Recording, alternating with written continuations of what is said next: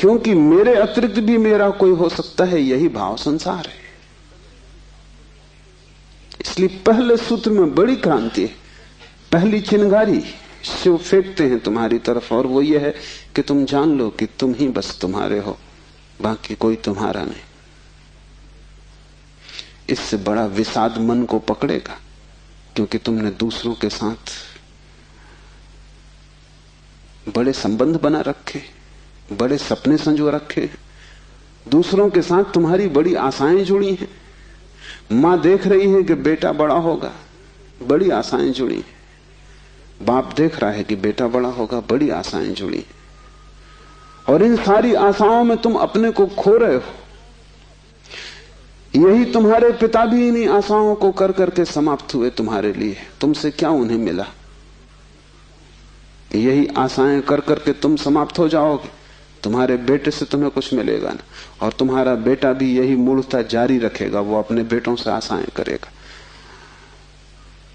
नहीं, अपनी तरफ देखो, न तो पीछे न आगे, कोई भी तुम्हारा नहीं है। कोई बेटा तुम्हें नहीं भर सकेगा, कोई संबंध तुम्हारी आत्मा नहीं बन सकता। तुम्हारे अतिरिक्त तुम्हारा कोई मित्र नहीं। लेकिन तब बड़ा डर लगता है, क्योंकि लगता है कि तुम अकेले हो गए। और आदमी इतना भयभीत है कि गली से गुजरता है अकेले में तो भी जोर से गीत गाने लगता है। अपनी ही आवाज सुन के लगता है कि अकेला नहीं। तुम अपनी ही आवाज सुन रहे हो। बाप जब बेटे में अपने सपने रचा रहा है तो बेटे की कोई सहमति नहीं है। ये बाप खुद ही अकेले में सीटी बजा रहा है। इसलिए दुखी होगा कल, क्योंकि इसने जिंदगी भर सपने रचाए और ये सोचता है कि बेटा भी यही सपने देख रहा है। ये गलती में, बेटा अपने सपने देखेगा। तुम अपने सपने देख रहे हो, तुम्हारे बाप ने अपने सपने देखे थे। ये कहीं मिलते नहीं। हर बाप दुखी मरता है। क्या कारण होगा? क्योंकि जो जो सपने वो बांधता है वो सभी सपने बिखर जाते हैं। हर आदमी अपने सपने देखने को यहां है, तुम्हारे सपने देखने को नहीं। और तुम्हें अगर चाहिए कि एक आत्म स्थिति उपलब्ध हो जाए, एक तृप्ति मिले, तो तुम सपने किसी और के साथ मत बांधना, अन्यथा तुम भटकोगे। संसार का इतना ही अर्थ है कि तुमने अपने सपनों की नाव दूसरों के साथ बांध रखी। संन्यास का अर्थ है कि तुम जाग गए और तुमने एक बात स्वीकार कर ली, कितनी ही कष्टकर हो, कितनी ही दुखपूर्ण मालूम पड़े प्रथम, और कितना ही संघातक पीड़ा अनुभव हो, कि तुम अकेले हो। सब संग साथ झूठा है। इसका यह अर्थ नहीं कि तुम भाग जाओ हिमालय, क्योंकि जो हिमालय की तरफ भाग रहा है उसे अभी संग साथ सार्थक है, झूठा नहीं हुआ। क्योंकि जो चीज झूठ हो गई उससे भागने में भी कोई सार्थकता नहीं। कोई भी सुबह जाग के भागता तो नहीं कि सपना झूठा है, भागूं इस घर से। सपना झूठा हो गया, बात खत्म हो गई, उसमें भागना क्या है। लेकिन एक आदमी है जो भाग रहा है पत्नी से, बच्चों से। इसका भागना बताता है, इसने सुन लिया होगा कि सपना झूठा है, लेकिन अभी इसे खुद पता नहीं चला।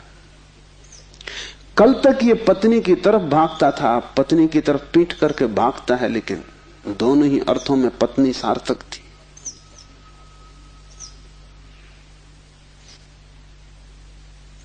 एक जैन संत हुए, गणेश वर्णी। वर्षों पहले उन्होंने पत्नी त्याग दी। साधु पुरुष थे। कोई 20 वर्ष त्याग के बाद काशी में थे, तब खबर आई कि पत्नी मर गई। उनके मुंह से जो वचन निकला वो याद रख लेने जैसा है। उन्होंने कहा, चलो झंझट मिटी। उनके भक्तों ने इस वचन का अर्थ लिया कि बड़ी वीतरागता है, थोड़ा सोचो। तो साफ हो जाएगा कि वीतरागता बिल्कुल नहीं। क्योंकि जिस पत्नी को 20 साल पहले छोड़ दिया उसकी झंझट अभी कायम थी तो ही मिट सकती है। गणित बिल्कुल सीधा और साफ है। ये पत्नी जो 20 साल पहले छोड़ दी किसी न किसी तरह छाया की तरह पीछे चल रही होगी, ये मन में कहीं सवार होगी।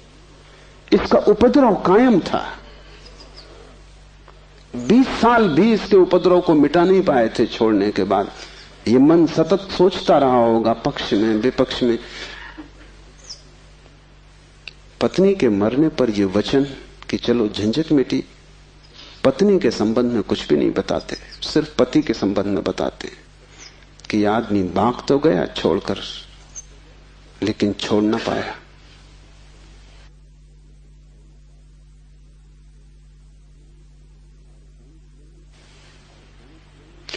और गणेश वर्णी साधु पुरुष थे, इसलिए थोड़ा सोच लेना, साधु पुरुष भी बड़ी भ्रांति में रह सकते। उनके चरित्र में आचरण में कोई भूल चूक न थी। वे मर्यादा के पुरुष थे, ठीक ठीक नियम से चलते थे। वहां कोई जरा भी दरार नहीं पा सकता, जरा त्रुटि नहीं पा सकता। सब आचरण ठीक था, साधुता पूरी थी। फिर भी भीतर कोई बात चूक गई, हिमालय पहुंच गए, झंझट सांस चली गई। फिर दूसरी बात भी समझ लेने जैसी है, और वो ये कि अगर पत्नी के मरने पर पहला ख्याल ही आया कि झंझट मिटी, तो कहीं जाने अनजाने अचेतन में पत्नी की मृत्यु की आकांक्षा भी छिपी रही होगी। वो जरा गहरा किसी तल पर पत्नी मिट जाए, न हो, समाप्त हो जाए, ये तो हिंसा हो गई। लेकिन एक एक वचन भी अकारण नहीं आता, आसमान से नहीं आता। एक एक वचन भी भीतर से आता। और ऐसे क्षणों में जबकि पत्नी मर गई इसकी खबर आई हो, तुम ठीक ठीक अपने रोजमर्रा के व्यवसायी होश में नहीं होते हो, तब तुमसे जो बात निकलती है वो ज्यादा सही होती। घंटे भर बाद तुम्हें मौका मिल जाएगा, तुम खुद ही सोच समझ के लीप पोता कर लोगे।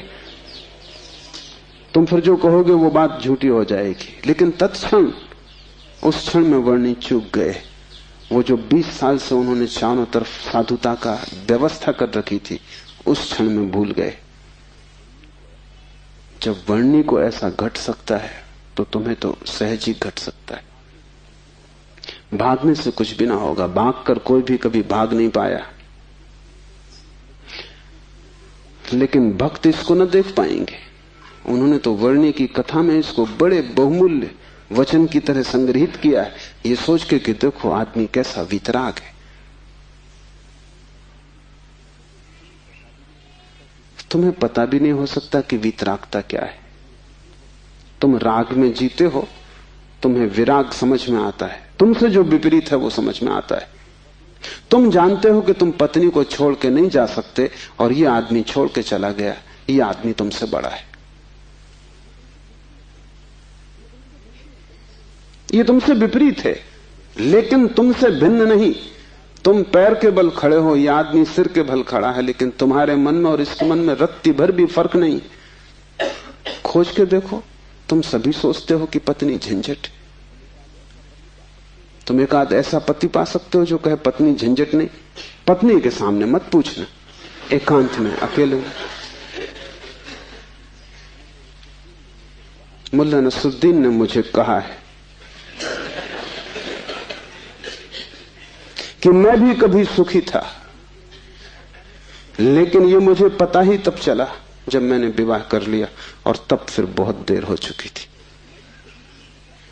मैं भी कभी सुखी था, ये पता मुझे तब चला जब मैंने विवाह कर लिया, लेकिन तब तक तो बहुत देर हो चुकी थी, सुख हाथ से जा चुका था। पति को गहराई में पूछो तो ऐसा पति खोजना कठिन है जिसने कई बार पत्नी की हत्या करने का विचार न किया हो। सपने न देखे हो कि मार डाला पत्नी को, सुबह उठ के वो भी कहेगा कैसा बेहुदा सपना। लेकिन अचेतन आकांक्षा है। जिससे झंझट पैदा होती है उसे मिटा देने का मन सीधा तर्क है, लेकिन झंझट दूसरे से कभी पैदा होती ही नहीं। पत्नी में अगर कोई उपद्रव होता तो कौन तुम्हें रोकता था? तुम सब भाग गए होते हिमालय। उपद्रव पत्नी में नहीं है, क्योंकि तुम हिमालय जाके फिर पत्नी खोज लोगे। उपद्रव तुम्हारे भीतर है। तुम अकेले नहीं रह सकते, तुम्हें कोई दूसरा चाहिए। अकेले में तुम डरते हो, कोई दूसरा, तब तुम निश्चिंत मालूम पड़ते हो। क्यों? दूसरे की मौजूदगी से आश्वासन मिलता है। दुख में सुख में कोई साथी है, जीवन में मृत्यु में कोई साथी है। लेकिन अकेलापन स्वभाव है। और जिस व्यक्ति ने यह अनुभव कर लिया कि आत्मा ही बस मेरी है, उसने अपने अकेलेपन को अनुभव कर लिया। भागने की कोई भी जरूरत नहीं तो झंझट पीछे चली जाएगी। तुम जहां हो वहीं रहना, रत्ती भर भी बाहर कोई फर्क करने की आवश्यकता नहीं है, लेकिन भीतर तुम अकेले हो जाना। भीतर तुम कैवल्य को अनुभव करना कि मैं अकेला हूं, कोई संगी साथी नहीं। और ये तुम दोहराना मत, क्योंकि दोहराने की कोई जरूरत नहीं कि रोज सुबह बैठ के तुम दोहराओ कि मैं अकेला हूं, कोई संगी साथी नहीं। इससे कुछ भी ना होगा। ये दोहराना तो सिर्फ यही बताएगा कि तुम्हें अभी ख्याल नहीं हुआ। इसे समझना, ये तथ्य है कि तुम अकेले हो। समझने में अड़चन है, वही तपश्चर्या है। तप का अर्थ नहीं है कि तुम धूप में खड़े हो जाओ। आदमी को छोड़ के सभी पशु पक्षी धूप में खड़े, उनमें से कोई भी मोक्ष नहीं चला जा रहा है। और तप का अर्थ ये नहीं है कि तुम भूखे खड़े हो जाओ, अनशन कर लो, उपवास कर दो, क्योंकि आधी दुनिया वैसे ही भूखी मर रही है। कोई उपवास करके मोक्ष नहीं पहुंच जाता है। शरीर को गला दो, जला दो, उससे कुछ हल नहीं है। वो सिर्फ आत्महिंसा है और महानतम पाप है। और सिर्फ मूढ़ उस पाप में उतरते हैं। जिन्हें थोड़ा भी बोध है वो ऐसी नासमझियां ना करेंगे। दूसरे को भूखा मारना अगर गलत है तो खुद को भूखा मारना सही कैसे हो सकता है? दूसरे को सताना अगर हिंसा है तो खुद को सताना अहिंसा कैसे हो सकती है? सताने में हिंसा है, किसको तुम सताते हो इससे क्या फर्क पड़ता है? जो हिम्मतवर है वो दूसरे को सताते हैं, जो कमजोर है वो खुद को सताते हैं। क्योंकि दूसरे को सताने में एक खतरा है, दूसरा बदला लेगा। खुद को सताने में वो खतरा भी नहीं है, कौन बदला लेगा? कमजोर अपने को सताते हैं। तुमने कभी ख्याल किया, अगर पुरुष नाराज हो जाए तो वो पत्नी को पीटता, अगर पत्नी नाराज हो वो खुद को पीटती। ये जो पत्नी है ये साधुओं का प्रतीक है। कमजोर अपने को पीट लेता, क्या करे? ताकतवर दूसरे को पीटता है, क्योंकि उसमें खतरा तो है ही कि दूसरा क्या करेगा कौन जाने। कमजोर आत्महिंसक हो जाता है और ताकतवर परहिंसक होता है। और धार्मिक वो है जो अहिंसक, न वो दूसरे को सताता है न खुद को सताता है। सताने की बात ही व्यर्थ है। तपश्चर्या का अर्थ है कि तुमने ये सत्य स्वीकार कर लिया कि तुम अकेले हो, कोई उपाय नहीं है संगी साथी का। तुम कितना ही चाहो, कितनी ही आंखें बंद करो, सपने देखो, तुम अकेले ही रहोगे। जन्मों जन्मों से तुमने घर बसाए, परिवार बसाए, मिटाए, लेकिन तुम अकेले ही रहे हो। तुम्हारे अकेलेपन में रत्ती भर फर्क नहीं पड़ता। जिसने ये जान लिया, स्वीकार कर लिया कि मैं अकेला हूं, उसके लिए इंगित है इस सूत्र में चैतन्य आत्मा है, वही तुम्हारा और कोई तुम्हारा नहीं। और दूसरी बात इस सूत्र में है, वो है चैतन्य। आत्मा कोई सिद्धांत नहीं है कि तुम शास्त्र में पढ़ो और मान लो। आत्मा कोई, जैसे गुरुत्वाकर्षण का सिद्धांत है, ऐसा कोई सिद्धांत नहीं है। आत्मा एक अनुभव है, सिद्धांत नहीं। और अनुभव है चैतन्य की तीव्रता का। इसलिए तुम जितने चैतन्य होते जाओगे उतनी ही तुम्हें आत्मा का पता चलेगा। तुम जितने बेहोश होते चले जाओगे उतना ही तुम्हें अपना पता नहीं चलेगा, और तुम करीब करीब बेहोश हो। जो आत्मा को जानना चाहता है उसे किसी दर्शन शास्त्र की जरूरत नहीं है, उसे चैतन्य को जगाने की प्रक्रिया चाहिए, उसे विधि चाहिए जिससे वो ज्यादा चेतन हो जाए। जैसे कि आग को तुम उकसाते हो, राख जम जाती, तुम उकसा देते हो, राख झड़ जाती, अंगारे झलकने लगते। ऐसी तुम्हें कोई प्रक्रिया चाहिए जिससे तुम्हारी राख झड़े और अंगारा चमके, क्योंकि उसी चमक में तुम पहचानोगे कि तुम चैतन्य हो। और जितने तुम चैतन्य हो उतने ही तुम आत्मवान हो। जिस दिन तुम पाओगे कि मैं परम चैतन्य हूं, उस दिन तुम परमात्मा हो। तुम्हारी चेतना की मात्रा ही तुम्हारी आत्मा की मात्रा होगी। लेकिन अभी तुम करीब करीब बेहोश हो, अभी करीब करीब तुम जैसे शराब पिए हो, अभी तुम चल रहे हो, उठ रहे हो, काम कर रहे हो, लेकिन जैसे नींद में। होश तुम्हें नहीं है। कभी तुमने ख्याल किया, किताब पढ़ते वक्त तुम पूरा पेज पढ़ जाते हो, तब तुम्हें ख्याल आता है, अरे मैं पूरा पेज पढ़ भी गया और एक शब्द याद नहीं। तुमने कैसे पढ़ा होगा पूरा पेज? तुम पढ़ सकते हो सोए सोए,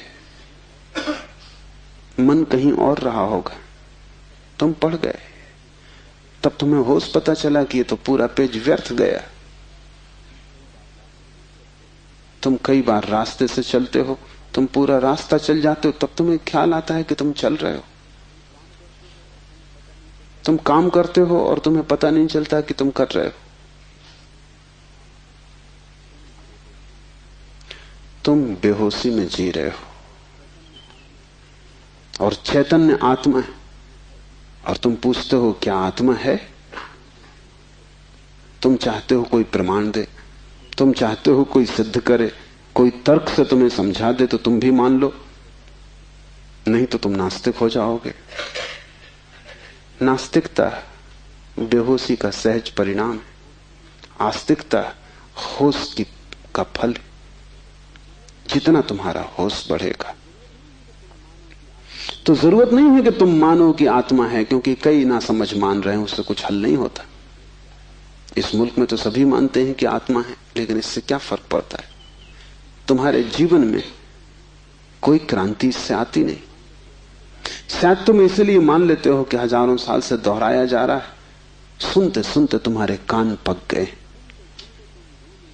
सुनते सुनते तुम भूल ही गए हो कि संबंध में सोचना भी है। सुनते सुनते पुनरुक्ति से आदमी सम्मोहित हो जाता है।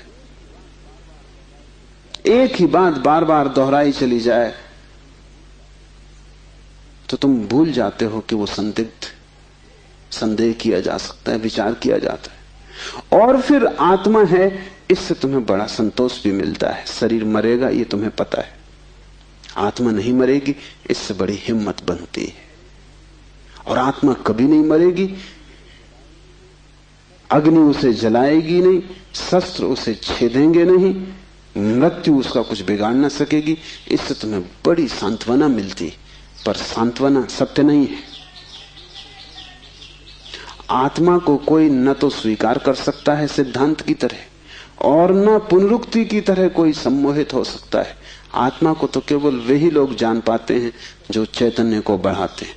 इस तरह जियो कि तुम पर राख इकट्ठी ना हो, इस तरह जियो कि तुम्हारे भीतर का अंगारा जलता रहे, प्रकाशित हो। इस तरह जियो कि प्रति क्षण तुम होश में रहो, बेहोश नहीं।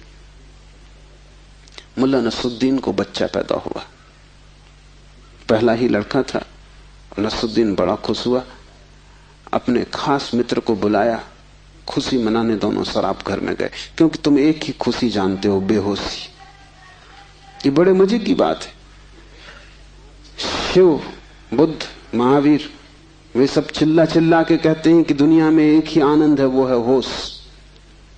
और तुम एक ही सुख जानते हो, वो है बेहोशी। या तो तुम ठीक हो या वो ठीक है, दोनों तो ठीक नहीं हो सकते। मुल्ला नसरुद्दीन सीधा शराब घर गया, बजाय अस्पताल जाने के पहले बेटे को देखता। उसने कहा कि पहले जरा आनंद कर लें, कितने दिनों का सपना पूरा हुआ। डट के दोनों पी गए। जब दोनों पी के पहुंचे अस्पताल और कांच की खिड़की में से बेटे को देखा तो मुल्ला रोने लगा।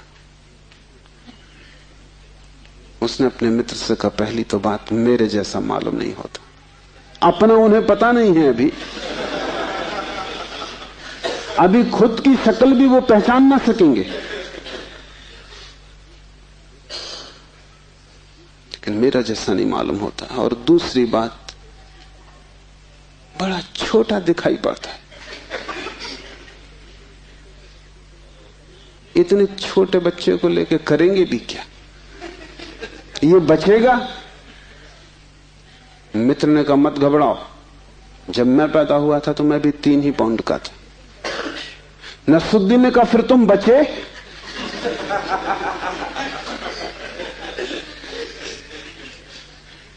मित्र सोचने लगा, क्योंकि वो भी बेहोशी में था।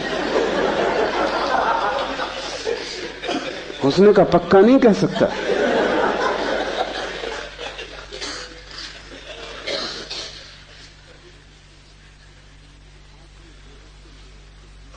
आदमी बेहोशी में है, उसके जीवन का सारा परिप्रेक्ष्य, उसकी सारी दृष्टि उसकी बेहोशी से भर जाती, सब धुआं धुआं हो जाता। तुम कुछ भी ठीक से नहीं देख पाते, और तुम एक ही सुख जानते हो कि जब तुम अपने को भूल जाते हो, चाहे सिनेमा हो, चाहे संगीत हो, चाहे सेक्स हो, जहां भी तुम अपने को भूल जाते हो वहीं तुम कहते हो बड़ा सुख आए। भूलने को तुम सुख कहते हो, विस्मरण को? कारण है, क्योंकि जब भी तुम होश से भरते हो तुम सिवाय दुख के अपने जीवन में कुछ भी नहीं पाते। इसलिए जब भी तुम देखते हो जीवन को, जरा ही सजग हो के तुम पाते हो दुख दुख, कुरूपता चारों तरफ।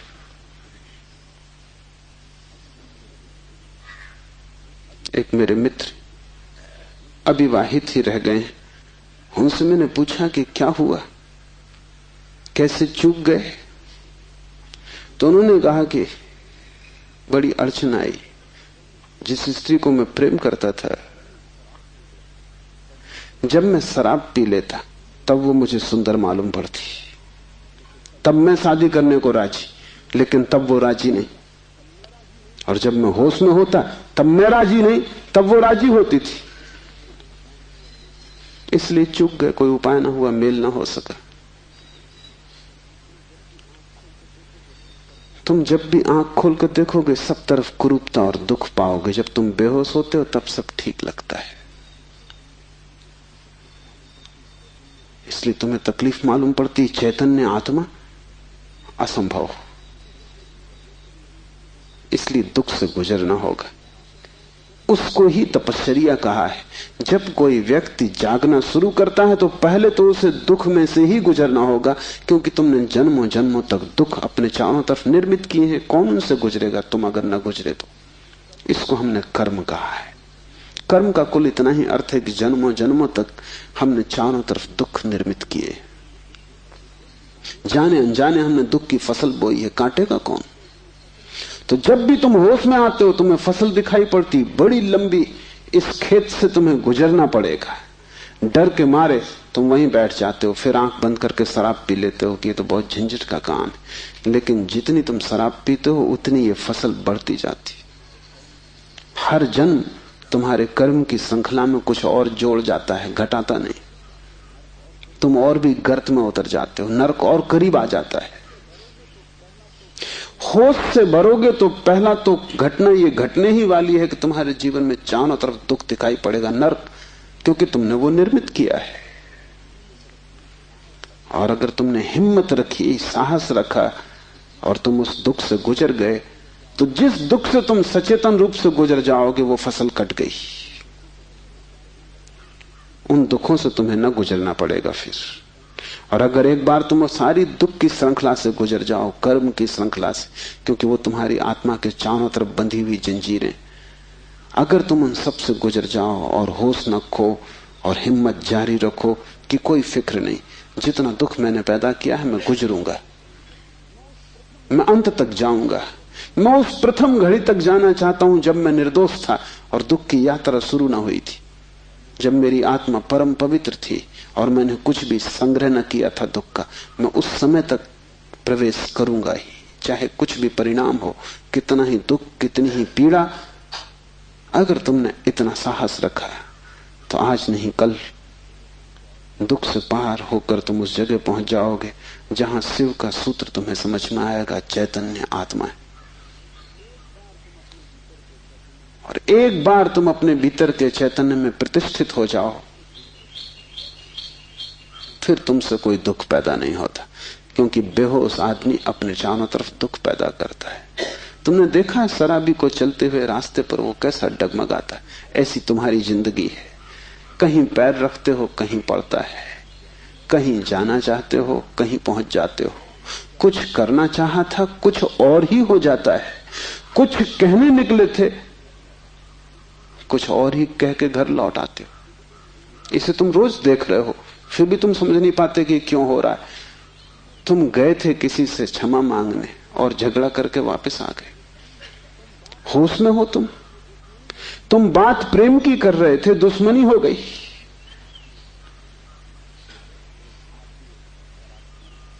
एक आदमी शराब पिए आकाश की तरफ देखता हुआ चला जा रहा था। एक कार उसके पास से निकली, बामुश्किल ड्राइवर बचा पाया। गाड़ी रोक के ड्राइवर ने कहा, महानुभाव, अगर आप नहीं देखते वहां जहां आप जा रहे हैं तो फिर आप वहीं चले जाएंगे जहां आप देख रहे हैं।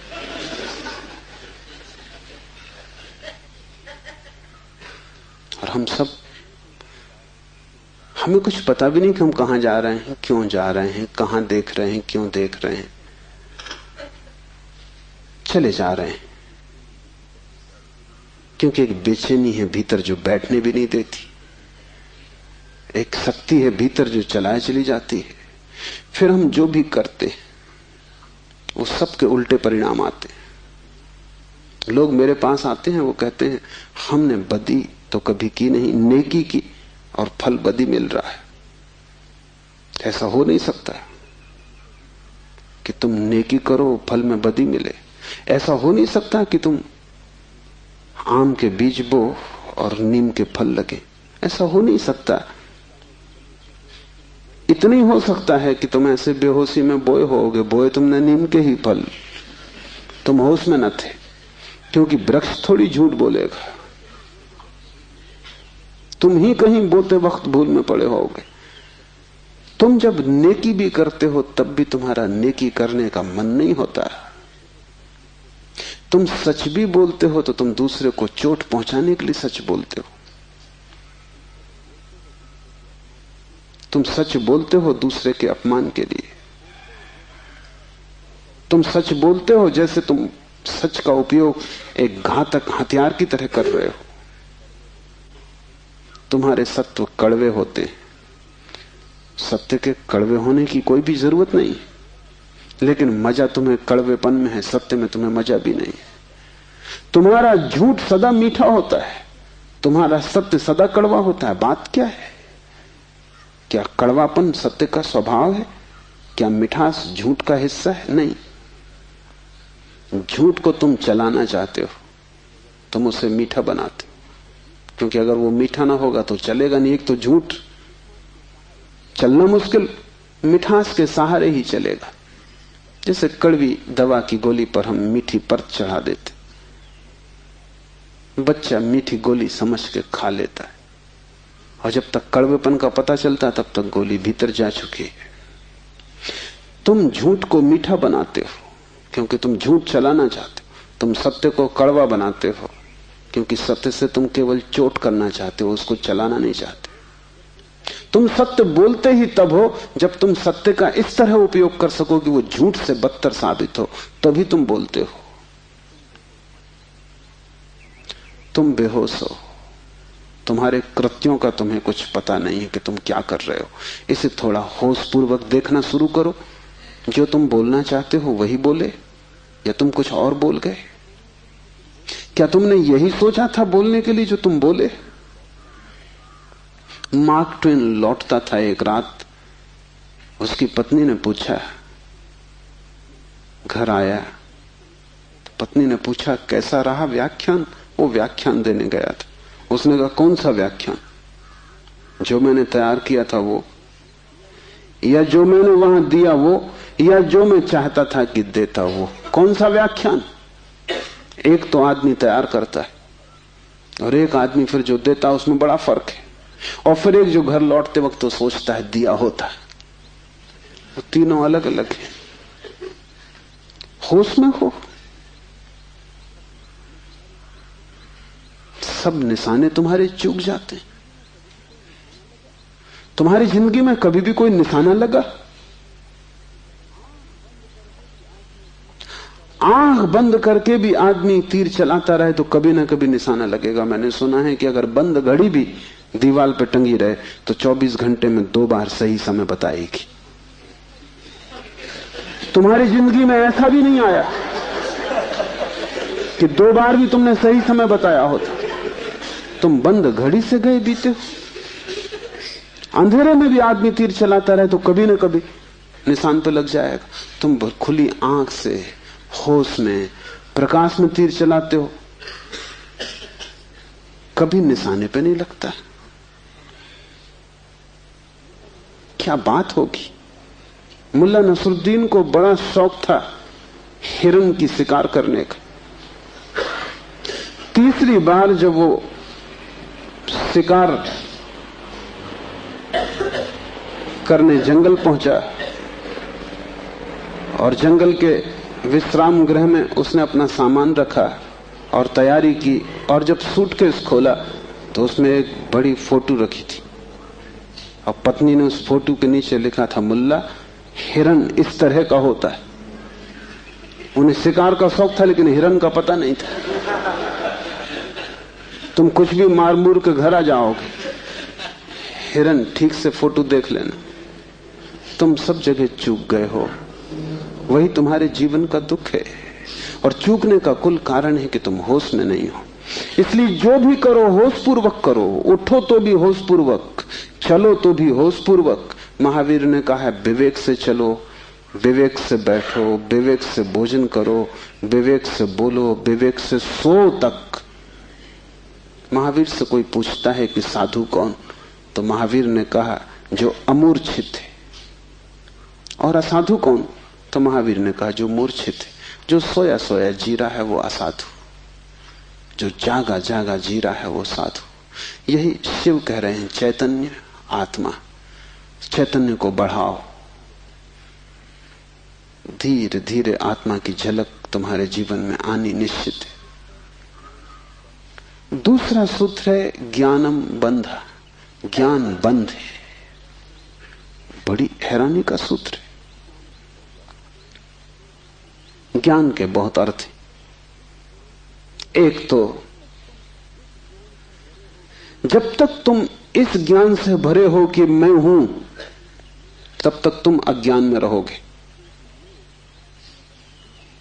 क्योंकि मैं अज्ञान है, अहंकार अज्ञान है। जिस दिन तुम आत्मा से भरोगे उस दिन हूंपन तो रहेगा, मैंपन नहीं रहेगा। मैं हूं, इसमें से मैं तो कट जाएगा, सिर्फ हूं रहेगा। इसे थोड़ा प्रयोग करके देखो। कभी किसी वृक्ष के नीचे शांत बैठकर खोजो कि तुम्हारे भीतर मैं कहां है। तुम कहीं भी ना पाओगे। हूं तो तुम सब जगह पाओगे, मैं तुम कहीं भी ना पाओगे। सब जगह तुम्हें अस्तित्व मिलेगा, लेकिन अस्तित्व के साथ अहंकार तुम्हें कहीं भी ना मिलेगा। अहंकार तुम्हारी निर्मिति है, वो तुम्हारा बनाया हुआ है, वो झूठा है, वो असत्य है, उससे ज्यादा अप्रामाणिक और कुछ भी नहीं। वो काम चलाऊ है, उसकी संसार में जरूरत है, लेकिन उसकी सत्य में कहीं भी कोई स्थान नहीं। तो एक तो मैं हूं, ये ज्ञान बंध का कारण है। मेरा बोध, हूपन का बोध नहीं। हूपन का बोध तो शुद्ध है, उसमें कोई सीमा नहीं है। जब तुम कहते हो हूं, तो तुम्हारे हूं में और वृक्ष के हूं में कोई फर्क होगा? तुम्हारे हूं में और मेरे हूं में कोई फर्क होगा? जब तुम सिर्फ हो तो नदियां, पहाड़, वृक्ष सभी एक हो गए। जैसे ही मैंने कहा मैं, वैसे ही मैं अलग हुआ। जैसे ही मैंने कहा मैं, वैसे ही तुम टूट गए, पर हो गए, अस्तित्व से मैं पृथक हो गया। हूपन ब्रह्म है और मैं मनुष्य की अज्ञान दशा है। जब तुम जानते हो कि सिर्फ हूं, तब तुम्हारे भीतर केंद्र नहीं होता, तब सारा अस्तित्व एक हो जाता है। तब तुम उस लहर की तरह हो जो सागर में खो गई। अभी तुम उस लहर की तरह हो जो जम के बर्फ हो गई है, सागर से टूट गई है। ज्ञानम बंधा, पहला तो ज्ञान बंध है, इस बात का ज्ञान कि मैं हूं। दूसरा ज्ञान बंध है वो सब ज्ञान जो तुम बाहर से इकट्ठा कर लिए हो, जो तुमने शास्त्रों से चुराया है, जो तुमने सद्गुरुओं से उधार लिया है, जो तुम्हारी स्मृति है, वो सब बंधन है। उससे तुम्हें मुक्ति ना मिलेगी। इसलिए तुम पंडित से ज्यादा बंधा हुआ आदमी ना पाओगे। मेरे पास सब तरह के लोग आते हैं, सब तरह के मरीज, उसमें पंडित से ज्यादा कैंसर ग्रस्त कोई भी नहीं। उसका इलाज नहीं, वो ला इलाज है। उसकी तकलीफ यह है कि वो जानता है, इसलिए न वो सुन सकता न वो समझ सकता। तुम उससे कुछ बोलो, इसके पहले कि तुम बोलो उसने उसका अर्थ कर लिया है। इसके पहले कि वो तुम्हें सुने उसने व्याख्या निकाल ली। शब्दों से भरा हुआ चित्त जानने में असमर्थ हो जाता है। वो इतना ज्यादा जानता है बिना कुछ जाने, क्योंकि सब जाना हुआ उधार है। शास्त्र से अगर ज्ञान मिलता होता तो सभी के पास शास्त्र है, ज्ञान सभी को मिल गया होता। ज्ञान तो तब मिलता है जब कोई निशब्द हो जाता है, जब वो सभी शास्त्रों को विसर्जित कर देता है, जब वो उस सब ज्ञान को जो दूसरों से मिला है वापस लौटा देता है जगत को, जब वो उसे खोजता है जो मेरा मूल अस्तित्व है, जो मुझे दूसरे से नहीं मिला।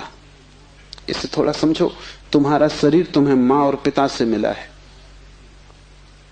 तुम्हारे शरीर में तुम्हारा कुछ भी नहीं है। आधा तुम्हारी मां का दान है, आधे तुम्हारे पिता का दान है। फिर तुम्हारा शरीर तुम्हें भोजन से मिला है, वो जो रोज तुम भोजन कर रहे हो। 5 तत्वों से मिला है, वायु है, अग्नि है, 5 तत्व हैं, उनसे तुम्हें मिला है। इसमें तुम्हारा कुछ भी नहीं है। लेकिन तुम्हारी चेतना तुम्हें 5 तत्वों में से किसी से भी नहीं मिली है। तुम्हारी चेतना तुम्हें मां और पिता से भी नहीं मिली है। तुम जो जो जानते हो वो तुमने स्कूल विश्वविद्यालय से सीखा है, शास्त्रों से सुना है, गुरुओं से पाया है।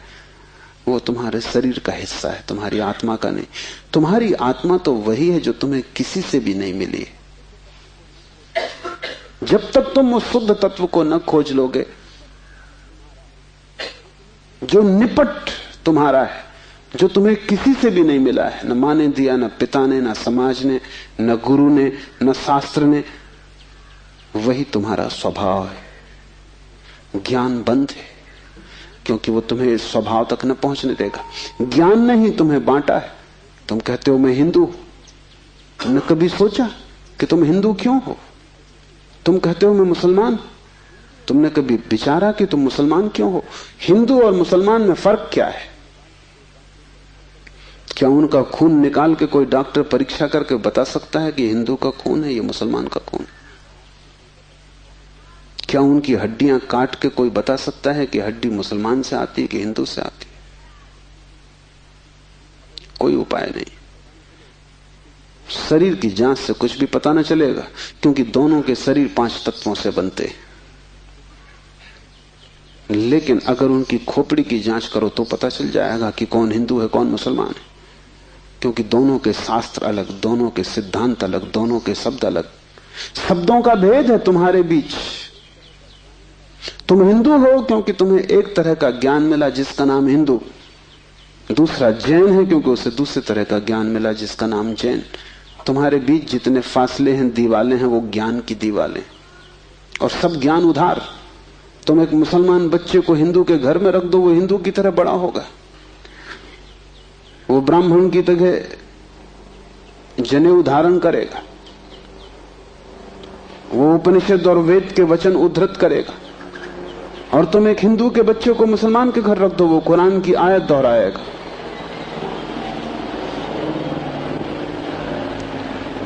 ज्ञान तुम्हें बांटता है, क्योंकि ज्ञान तुम्हारे चारों तरफ एक दीवार खींच देता है, और ज्ञान तुम्हें लड़ाता है, और ज्ञान तुम्हारे जीवन में वैमनस्य और शत्रुता पैदा करता है। थोड़ी देर को सोचो, अगर तुम्हें कुछ भी ना सिखाया जाए कि तुम हिंदू हो या मुसलमान या जैन या पारसी, तो तुम क्या करोगे? तुम बड़े होगे एक मनुष्य की भांति। तुम्हारे बीच कोई दीवार ना होगी। दुनिया में कोई 300 धर्म है, 300 कारागृह, और हर आदमी पैदा होते से एक कारागृह या दूसरे कारागृह में डाल दिया जाता है। और पंडित पुरोहित बड़ी चेष्टा करते हैं कि बच्चे पर जल्दी से जल्दी कब्जा हो जाए। उसको वो धर्म शिक्षा कहते हैं। उससे ज्यादा अधर्म और कुछ भी नहीं है। वो उसको धर्म शिक्षा कहते हैं। 7 साल के पहले बच्चे को पकड़ लें, क्योंकि 7 साल का बच्चा अगर बड़ा हो गया तो फिर पकड़ना रोज रोज मुश्किल होता जाएगा। और बच्चे को अगर थोड़ा भी बोध आ गया तो फिर वो सवाल उठाने लगेगा, और सवालों का जवाब पंडितों के पास बिल्कुल नहीं है। पंडित सिर्फ मूढ़ों को तृप्त कर पाते हैं। जितनी कम बुद्धि का आदमी हो, पंडित से उतनी जल्दी तृप्त हो जाता है।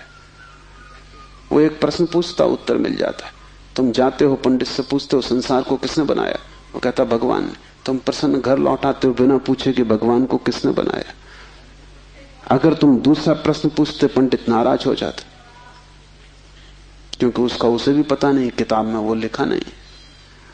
और फिर झंझट की बात है, परमात्मा को किसने बनाया। फिर तुम पूछते ही चले जाओगे, वो कोई भी जवाब दे, तुम पूछोगे उसको किसने बनाया। अगर गौर से देखो तो तुम्हारे पहले सवाल का जवाब दिया नहीं गया है। पंडित ने तुम्हें सिर्फ संतुष्ट कर दिया क्योंकि तुम बहुत बुद्धिमान नहीं। और बच्चे अबोध, उनका अभी तर्क नहीं जगा, विचार नहीं जगा, अभी वो प्रश्न नहीं पूछ सकते। अभी तुम जो भी कचरा उनके दिमाग में डाल दो, वो उसे स्वीकार कर लेंगे। बच्चे सभी को स्वीकार कर लेते हैं क्योंकि वो सोचते हैं जो भी दिया जा रहा है वो सभी ठीक है। बच्चा ज्यादा सवाल नहीं उठा सकता, सवाल उठाने के लिए थोड़ी प्रौढ़ता चाहिए। इसलिए सभी धर्म बच्चों की गर्दन पकड़ लेते हैं और फांसी लगा देते हैं। फांसी बड़ी सुंदर है। किसी के गले में बाइबल लटकी है, किसी के गले में समयसार लटका है, किसी के गले में कुरान लटकी है, किसी के गले में गीता लटकी। ये इतने प्रीतिकर बंधन है कि इनको छोड़ने की हिम्मत फिर जुटानी बहुत मुश्किल है। और जब भी तुम इन्हें छोड़ना चाहोगे, एक खतरा सामने आ जाएगा, क्योंकि इन्हें छोड़ा तो तुम अज्ञानी। क्योंकि जैसे तुम इनको छोड़ोगे तुम पाओगे मैं तो कुछ जानता नहीं, बस ये किताब सारी संपदा है, इसको संभालो। अपने अज्ञान को छिपाने का यही तो एक उपाय है। लेकिन अज्ञान छिपने से अगर मिटता होता तो बड़ी आसान बात हो गई होती। अज्ञान छिपने से बढ़ता है, जैसे कोई अपने घाव को छिपा ले, उससे कुछ मिटेगा नहीं। घाव और भीतर भीतर बढ़ेगा, मवाद पूरे शरीर में फैल जाएगी। शिव कहते हैं ज्ञान बंद है, ज्ञान सीखा हुआ, ज्ञान उधार, ज्ञान दूसरे से लिया हुआ बंधन का कारण है। तुम उस सब को छोड़ देना जो दूसरे से मिला है। तुम उसकी तलाश करना जो तुम्हें किसी से भी नहीं मिला।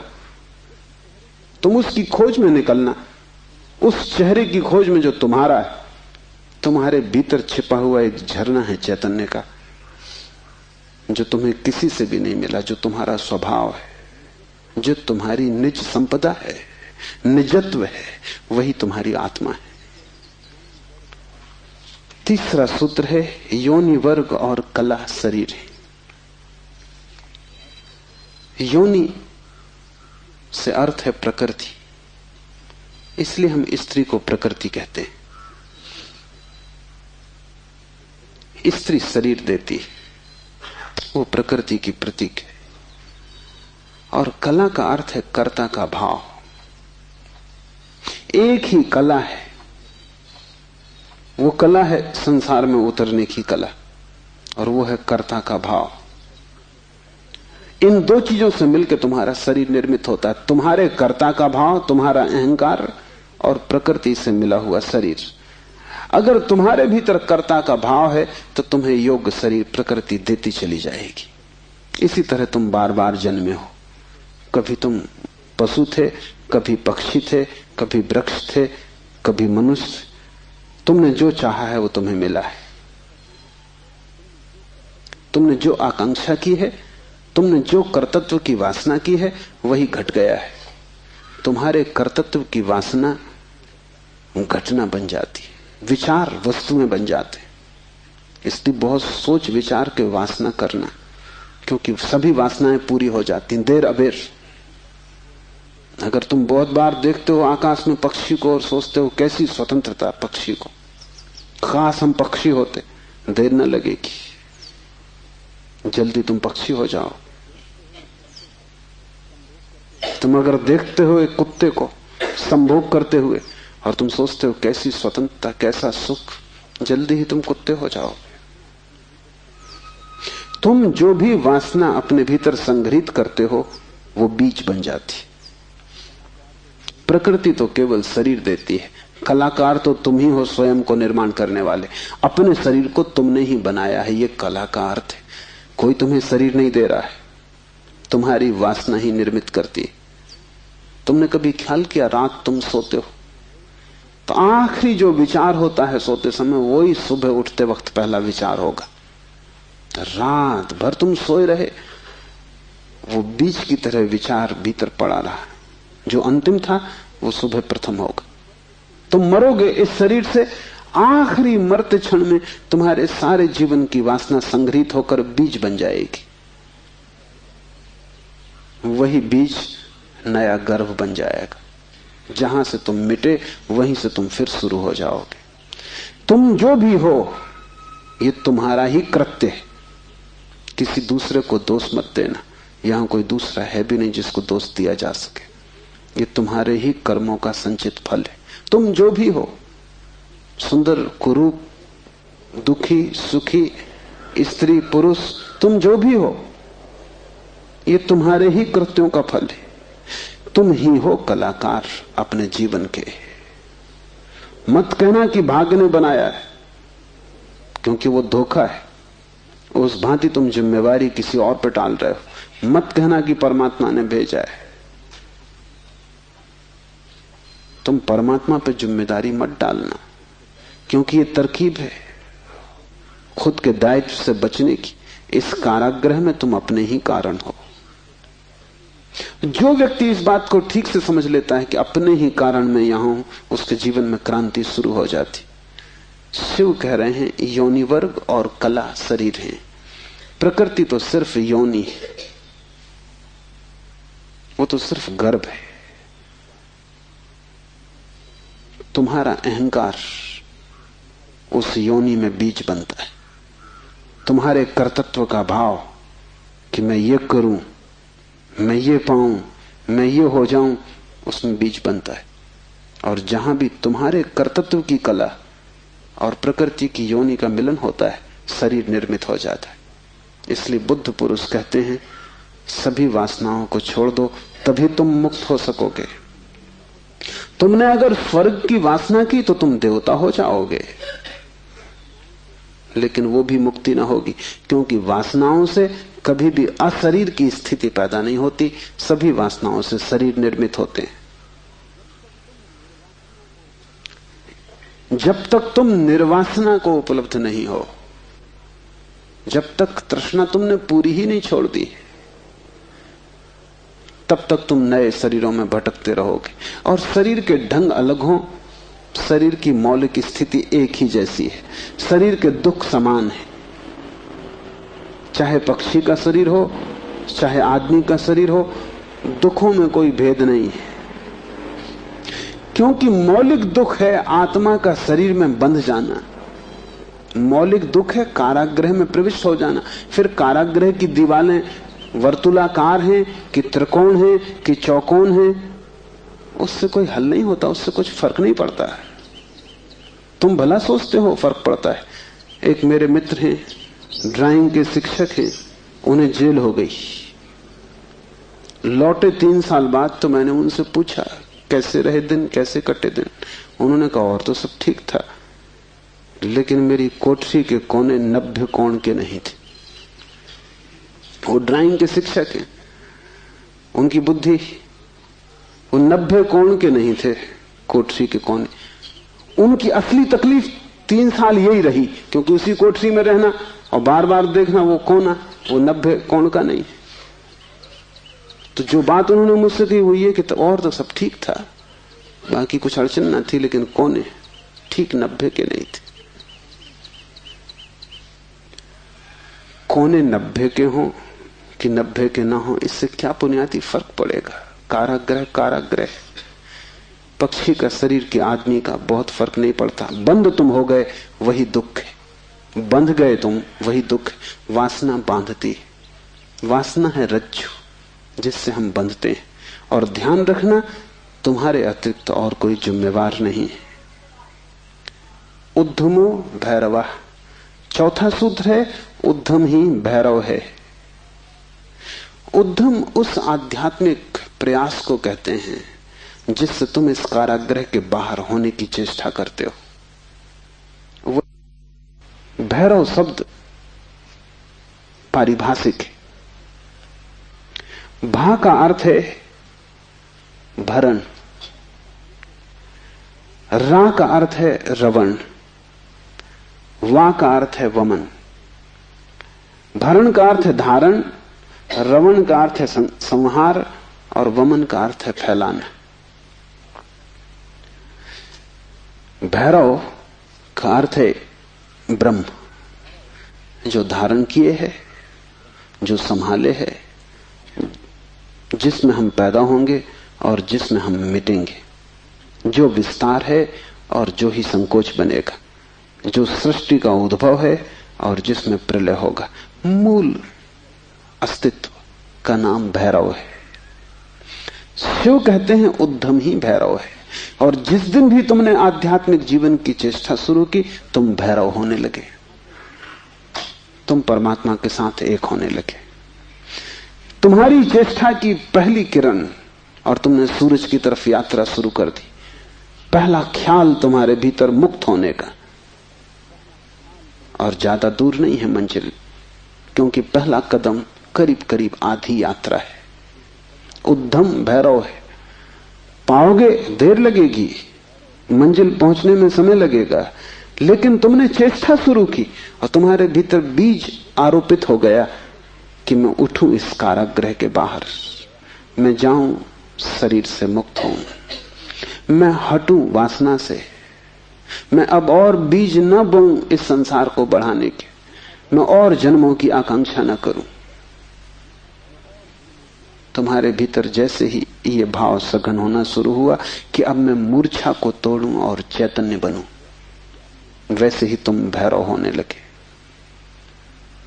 वैसे ही तुम ब्रह्म के साथ एक होने लगे। क्योंकि वस्तुतः तो तुम एक हो ही, सिर्फ तुम्हें स्मरण आ जाए।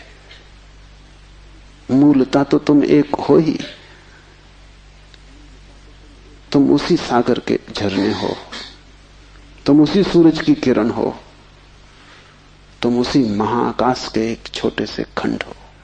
पर तुम्हें स्मरण आना शुरू हो जाए और दीवारें विसर्जित होने लगे तो तुम उस महाआकाश के साथ एक हो जाओगे। उद्धम भैरव है। बड़ी सघन चेष्टा करनी जरूरी है, क्योंकि नींद गहरी है। तोड़ोगे सतत तो ही टूट पाएगी, आलस्य करोगे संभव नहीं होगा। आज तोड़ोगे कल फिर बना लोगे तो फिर भटकते रहोगे। एक हाथ से तोड़ोगे दूसरे से बनाते जाओगे तो श्रम व्यर्थ होगा। उद्यम का अर्थ है तुम्हारी पूरी चेष्टा संलग्न हो जाए। लोग मेरे पास आते हैं, वो कहते हैं हम करते हैं लेकिन कुछ हो नहीं रहा, और मैं उनकी शक्ल देखता हूं, वो करते हैं ही नहीं, या ऐसा मरे मरे करते हैं जैसे मक्खियां उड़ा रहे हैं। उनके करने में कोई प्राण नहीं है, इसलिए नहीं होता।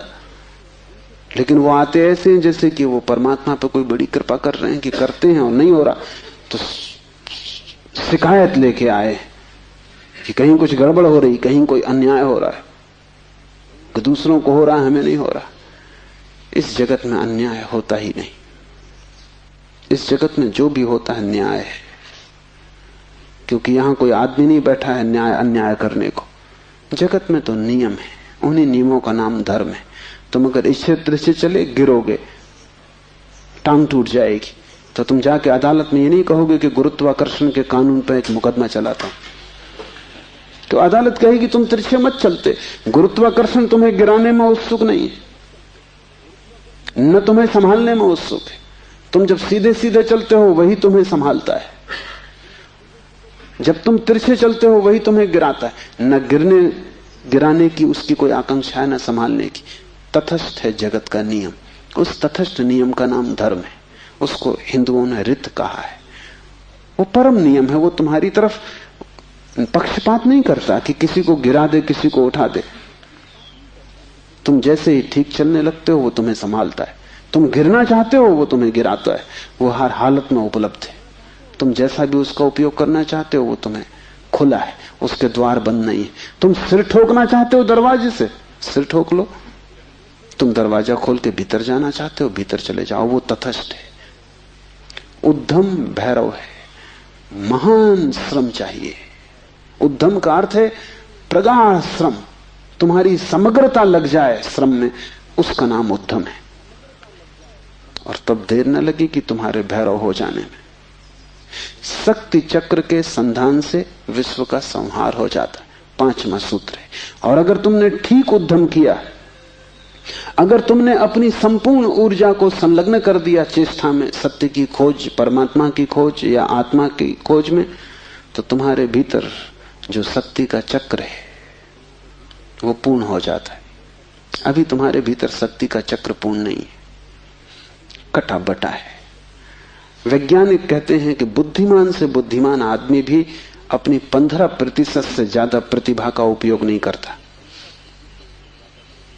85% प्रतिभा ऐसे ही सड़ जाती। ये तो बुद्धिमान आदमी की बात है। बुद्धू का क्या हिसाब, वो तो शायद करते ही नहीं। हम अपने शरीर की भी ऊर्जा का पूरा उपयोग नहीं करते, 5% ज्यादा से ज्यादा। तो अगर हम मंदे मंदे जीते, अगर हमारा दिया टिमटिमाता टिमटिमाता लगता है, तो कसूर किसका है? तुम जीते ही नहीं पूरी तरह। जैसे तुम जीने से भी भयभीत हो कि लपट कहीं जोर से ना आ जाए। तुम डरे डरे हो, तुम कपते कपते जीते हो। तो फिर शक्ति का जो चक्र है तुम्हारे भीतर वो पूरा नहीं हो पाता। तो तुम्हारी गाड़ी ऐसे चलती है जैसे कभी कार को तुमने देखा हो, पेट्रोल कभी आता कभी नहीं आता, कभी कचरा आता, तो कार ऐसे चलती जैसे हिचकी खा रही हो। बस ऐसा तुम्हारा जीवन है, हिचकी खाते तुम चलते हो। जरा जरा सी शक्ति के खंड खंड आते हैं, अखंड शक्ति नहीं हो पाती। जिस चीज में भी तुम अपनी पूरी शक्ति लगा दोगे, वो कोई भी हो चीज, अगर तुम चित्र बनाते हो और चित्रकार हो और तुमने अपनी पूरी शक्ति को चित्र बनाने में लगा दिया, पूरी कि रत्ती भर बाकी ना बची, तो तुम वहीं से मुक्त हो जाओगे, क्योंकि वही उद्यम पूर्ण होते ही भैरव हो जाता है। अगर तुम एक मूर्तिकार हो, तुमने सब कुछ मूर्ति में समाहित कर दिया कि मूर्ति बनाते समय तुम ना बचे, बस मूर्ति ही बची, तो शक्ति का चक्र पूरा हो जाता है। जब तुम पूरी शक्ति को निमज्जित करते हो किसी भी कृत्य में, वही ध्यान हो जाता है। भैरव निकट, मंदिर पास आ गया। 5वां सूत्र है, शक्ति चक्र के संधान से विश्व का संहार हो जाता है। और जब भी तुम्हारी शक्ति का चक्र पूरा होता है, टोटल, समग्र, अंश अंश नहीं, पूर्ण, उसी क्षण तुम्हारे लिए विश्व समाप्त हो गया। तुम्हारे लिए फिर कोई संसार नहीं, तुम परमात्मा हो गए, तुम भैरव हो गए, तुम मुक्त हो। फिर तुम्हारे लिए न कोई बंधन है, न कोई शरीर है, न कोई संसार है। पूर्ण शक्ति का प्रयोग स्मरण रखना। इस समाधि साधना शिविर में अगर तुमने पूरी शक्ति को लगाया, ऐसे ही ऊपर ऊपर नहीं ध्यान किए, पूरी शक्ति लगा दी, तो तुम अनुभव करोगे कि जिस क्षण शक्ति पूरी लग जाएगी, उसी क्षण, फिर क्षण भर की देर नहीं लगती, अचानक संसार खो जाता है, परमात्मा सामने आ जाता है। तुम्हारी शक्ति का पूरा लग जाना ही तुम्हारे जीवन की क्रांति हो जाती। फिर संसार की तरफ पीठ, परमात्मा की तरफ मुंह हो जाता है। इसकी तुम्हें एक झलक भी मिल जाए तो फिर तुम वही ना हो सकोगे जो तुम पहले थे। उसकी एक झलक काफी, फिर तुम्हारा जीवन उसी यात्रा में संलग्न हो जाए। तो ध्यान रखना, यहां पूरा अपने को डुबाना तो ही कुछ हो सकेगा। अगर तुमने थोड़ा भी अपने को बचाया तो तुम्हारा श्रम व्यर्थ है। जब तक श्रम उद्यम ना बन जाए, पूर्ण टोटल एफर्ट ना बन जाए, तब तक भैरव की उपलब्धि नहीं। आज इतना ही।